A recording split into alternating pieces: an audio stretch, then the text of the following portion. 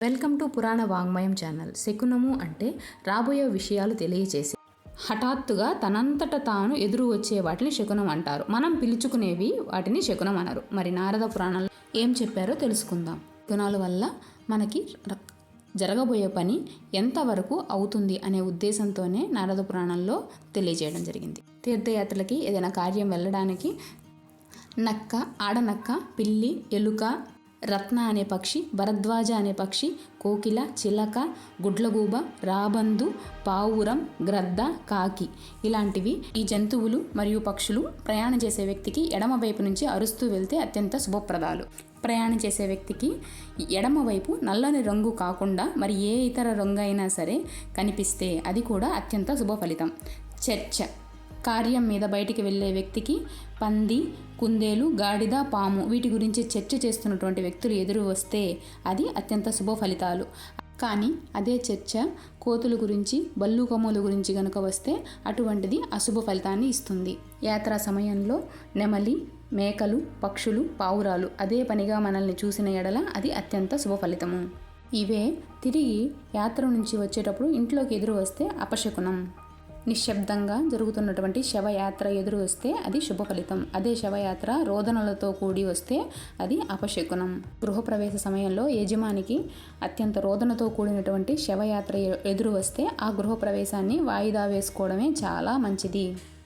త్రాగుబోతు, నపుంసకులు, సన్యాసులు, పిచ్చివాళ్ళు, మందులు, నువ్వుల నూనె పూసుకున్నటువంటి వ్యక్తి, ఎముకలు, జంతువుల చర్మాన్ని ఎత్తుకొని ఎదురు వస్తున్నటువంటి వ్యక్తి, నిప్పులు, దీర్ఘరోగి, బెల్లము, ప్రత్తి, ఉప్పు, ఇంట్లో బయలుదేరేటప్పుడు ఎక్కడికి వెళ్తున్నామని ప్రశ్నించే ఒక వ్యక్తి, కళ్ళు తిరిగి కింద పడిపోయినటువంటి వ్యక్తి, మూర్ఛ రోగులు, వంధ్య స్త్రీ, కషాయ వస్త్రాన్ని ధరించిన వాళ్ళు, జుట్టు విరబోసుకున్నటువంటి ఆడవాళ్ళు, బాగా ఆకలితో ఉన్న వ్యక్తి, గడ్డివాము, దిగంబరులు వస్తే ఆ కార్యంలో ఆటంకాలు అనేవి ఎక్కువగా ఉంటాయి. అదే శుభశకునాలైతే సర్వాలంకార భూషితమైనటువంటి ఒక స్త్రీ, ప్రజ్వలమైన అగ్ని, గొడుగుతో వచ్చేవాళ్ళు, పళ్ళు, గంధము, సుగంధ ద్రవ్యాలు, చామరము పట్టుకున్నటువంటి వ్యక్తులు, రాజు, తినుబండారాలు, సుగంధ ద్రవ్యాలు, చెరుకు, సింహాసనము తీసుకువెళ్తున్నటువంటి వాహనము, రాజు, ఆవు పేడ, శనగలు, అన్నము,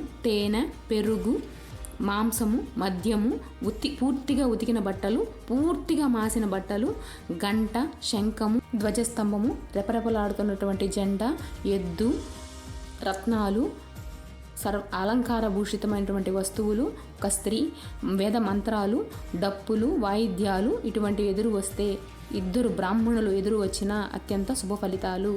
మీరు వెళ్ళబోయే కార్యక్రమంలో జయము, సిద్ధి రెండు కలుగుతాయి. హఠాత్తుగా ఎవరైనా తుమ్మితే ఆ ప్రయాణం అశుభ ఫలితాన్ని ఇస్తుంది. అదే వృద్ధులు, బాలులు, రోగులు తుమ్మితే దాన్ని పట్టించుకోవాల్సిన అవసరం లేదు. మరి ఈ అశుభ ఫలితాన్ని ఓవర్కమ్ చేయడం కోసం ముందుగా లోపలికి వెళ్ళి కాళ్ళు గడుక్కుని భగవన్ నామం చేసుకుని ఆచమనం చేసుకుని బయలుదేరితే చాలు పంపంటారు.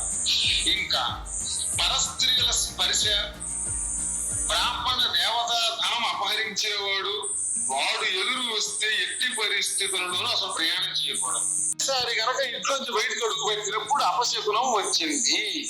వెంటనే లేచి నిలబడి ఇష్టదేవతల్ని స్మరించుకుని వెళ్ళిపోవచ్చుట, ఏం బెంకలేదట.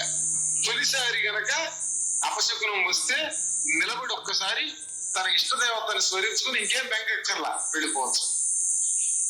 కానీ తీరా 2 అడుగులు వేసిన తర్వాత మళ్ళీ దిక్కుమాల శకునం వచ్చింది. రెండోసారి కూడా వెంటనే ఇంట్లోకి వచ్చేసి కాళ్ళు కడుక్కుని బ్రాహ్మణులు ఎవరైనా ఉంటే వాళ్ళకి దండం పెట్టి ఆశీస్సులు పుచ్చుకోవాలట. మూడోసారి వెంటనే ఆ రోజుకి ప్రయాణం మానేసుకోమంటారు. 3 సార్లు కాదండి బాబు, 3వసారి అయినా 4వసారి అయినా నేను వెళ్ళకపోతే కోర్టు వాయిదా మీద పెడుతున్నాను అన్నాడు అనుకోండి.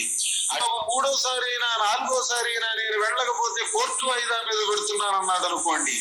అటువంటి వాడు ఆ పూజ చేసిన కుంకుమ విభూతి ధరించి పదే పదే సాష్టాంగ దండ ప్రణామం చేసి అత్యద్భుతమైన అవిద్యానామంత స్థిర హీరత్యపరమైన శ్లోకం కానీ గణపతి మంత్రములు కానీ చదువుకుంటూ వెడితే ఇక అప్పుడు అపశకునం పరిహారం అవుతుంది.